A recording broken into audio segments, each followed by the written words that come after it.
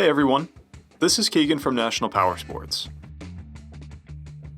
This 2019 Can-Am RYKER Ace with 304 miles passes New Hampshire State inspection and runs well. It's been upgraded with a windscreen, shed detachable saddlebag, and a helmet lock. The RYKER is a unique three-wheeled vehicle. It stands out even among other trikes with its agility, design, and performance. Powered by a 600cc two-cylinder engine, the RYKER puts 50 horsepower and 36 foot-pounds of torque through a CVT transmission. It weighs in at 595 pounds and has a 23.5-inch seat height.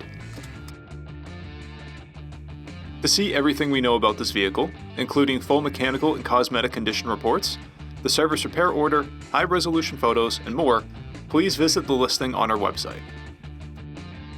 We have also purchased the CycleCheck's Vehicle History Report. You can view this report by clicking the link on the right side of the video.